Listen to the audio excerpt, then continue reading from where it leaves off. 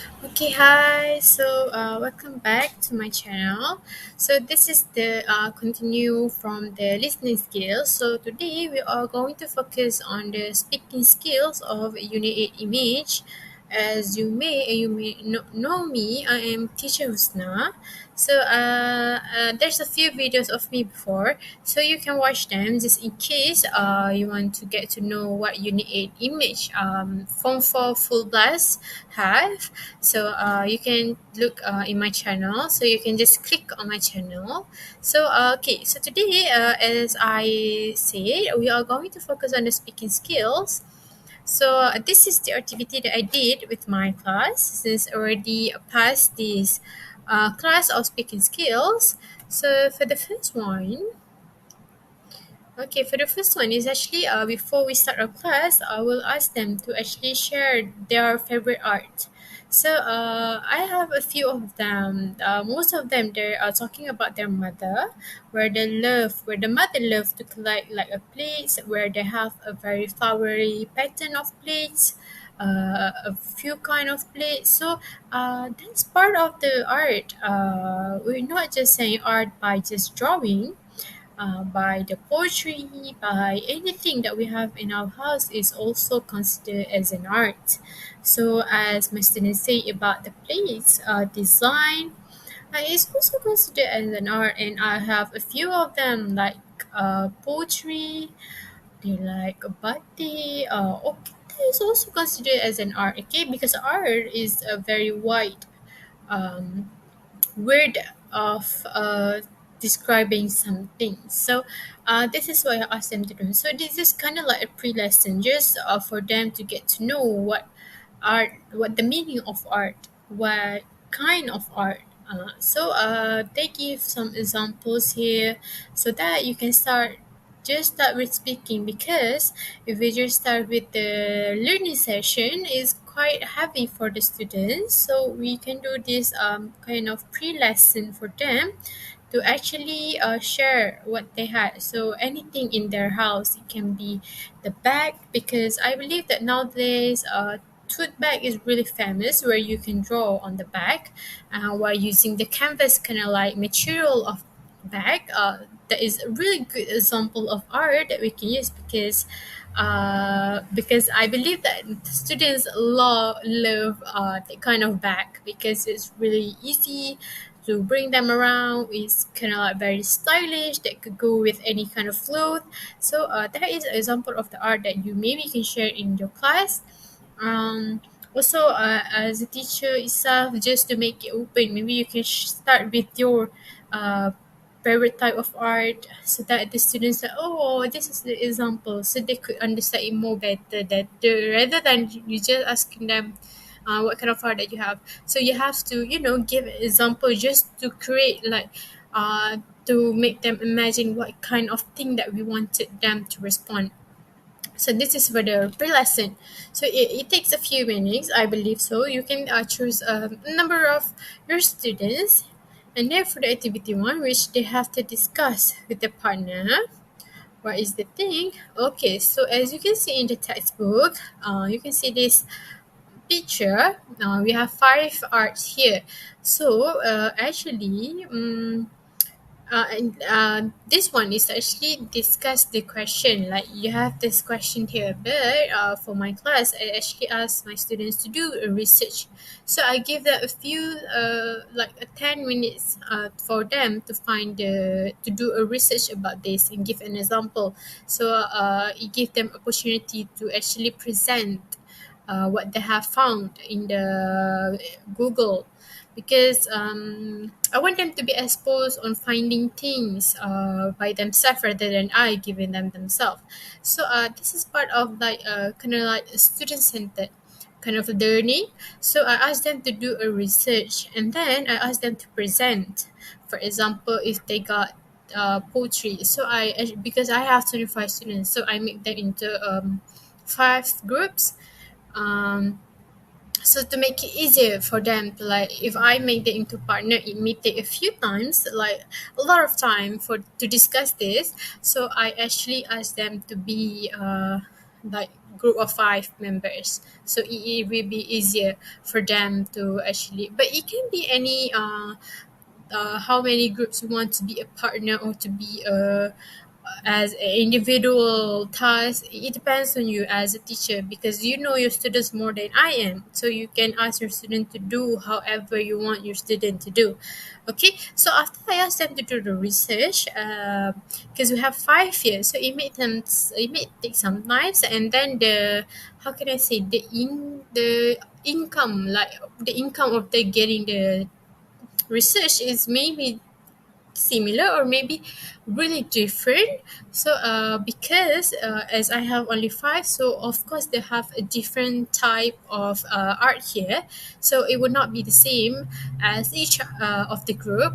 So yes, and then after I give them some time, and then they have to explain about this art here. So it's actually an opportunity for them to speak also, because this is the main point of our class today, which is speaking class. So for example, poetry, I asked them, surprisingly, in my school, for my students, they had make a poetry before, but it kind of used like a clay, which is a really good thing, because I believe if they do the poetry here, it would be a quite mess in the school.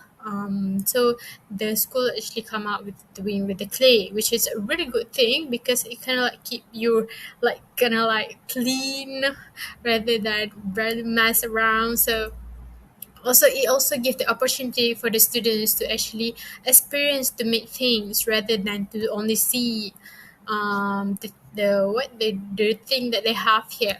So it's actually opening open their mind to like actually know what kind of art, because I believe that a lot of students may understand art by just drawing, coloring, that is art, but actually art have a huge words meaning.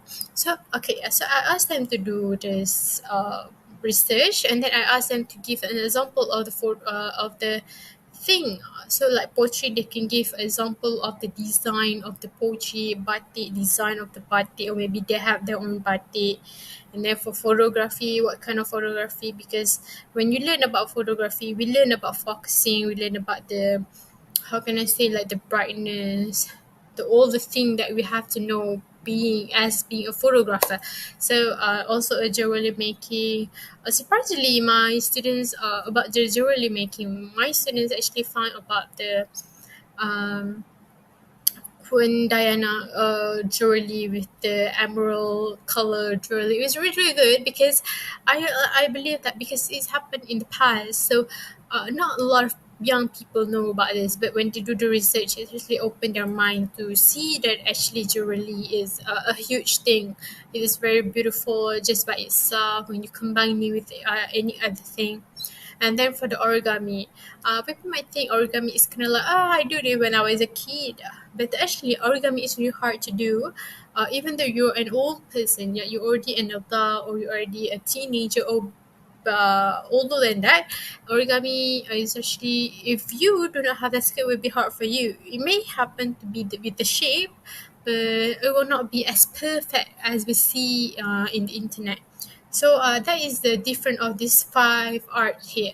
So that is why I want them to actually expose with using the internet, like very good how to use the internet positively, rather than, I believe that students are there like more into social media rather than doing the research and read about the facts. So I give that opportunity to do that, so in my class, just to make them realize how important for them to actually understand the art, the meaning of art, because I want them to appreciate every art that they have surrounding them, what the artist did for the living, because art is really hard to do if you do not have the talent. You have to take the classes, or you may be born with it, depends, but it's hard, it's really beautiful. It took a lot of time for them to make it as a finished project or a finished product here. So okay, after they done the research and they present their work, so I asked them to discuss this question. So I will ask them, and then they will tell me what they thought about this. So I asked them for the first question here, as you can see, what does each of this form of art involve? So everybody got the answer, which is hand. We use we use hand to do this all of this art, because when you do the pottery, you have to use your hand to make it as a shape of the pottery. And then for batik, of course, you have to use your hand to draw the batik and color the batik. And then for the photography, you have to use your hand to actually click on the starter. And then for the jewelry making, you have to use your hand, as you can see in the picture, to put the jewelry together. And then for origami, we use your hand to actually create the origami. Okay, so for the second question, which of them appeal to you most and why? And for this question, a lot of them actually say batik, and I believe in Malaysia we do have like a batik in Pasar Tani, Pasar Seni. I'm sorry, Pasar Seni. Is in the center of Kuala Lumpur. They have opened this opportunity for maybe a youngster or anyone who wanted to try batik. They can do in Pasar Seni. It's a small batik, but you have to start with the small thing, and then you can go with the big thing. And then that is the choose batik. And then how creative are you? Will you consider taking up of this as a hobby? Why and why not? And asking them which one they like the most, and then most of them actually say photography, because I believe that photography is really the thing that the kids want nowadays, because when they post on the social media, they want the picture to be very good. And then how they express their feelings through taking picture, which is really good. It's really open-minded that they choose a photography, because I do believe that poetry, batik, jewelry making, or origami is quite. I'm not kind of old, but it's really hard to find students that did like other than photography. But it would be honor if they choose other than photography, because it kind of like unique. Because uh, those are the thing is which is hard. You have to have your kind of like how can I say this, like own place, own equipments to do that. But with photography, of course you are going to have the big camera as the DSLR, and other than that. But when you use your phone, there's also a controlling of the brightness that also considered as you know how to photograph a picture. Okay, so this is the question that we discussed in the class. So okay, so this is the third activity that I will do is actually debate. So choose two of the R's we discussed earlier. So we have five R's, if you remember. We have poetry, we have batik, we have photography, we have jewelry making, and then we have, what the last one again? Oh yeah, origami. So actually I asked them to actually choose two that would like to be in this debate.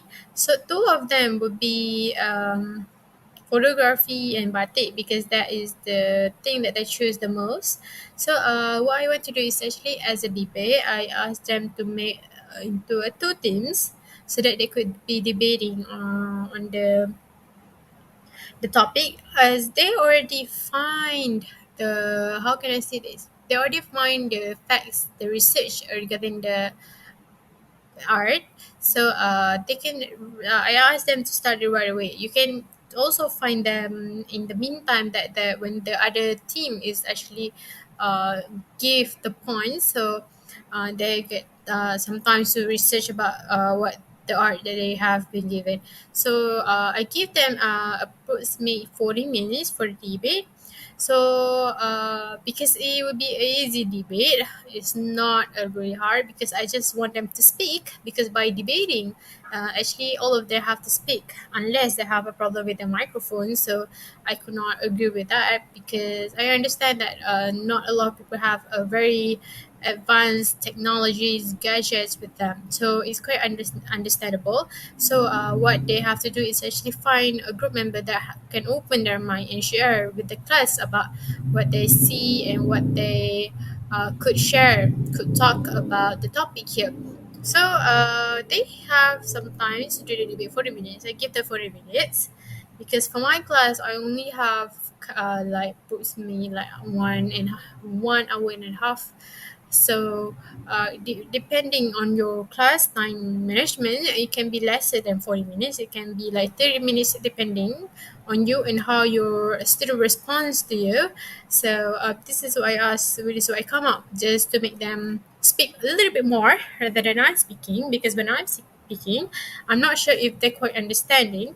So ask them to actually debate so that they could understand the art that they were talking about, and they could share their like experience, maybe that they're taught about the art. So it's kind of like an open thing for them to like talk. It doesn't have to be. I don't ask them.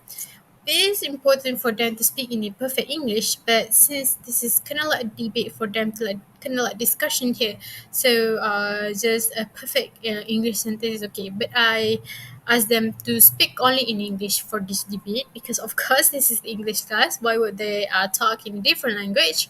So this is for the debate, and then after the debate, for the kind of like a summary here, what do they think about the art? So this is the time where they could share like from the debate experience, because I believe not all of them are good, never experienced debating before. So this is an opportunity for them to actually be part of the debating.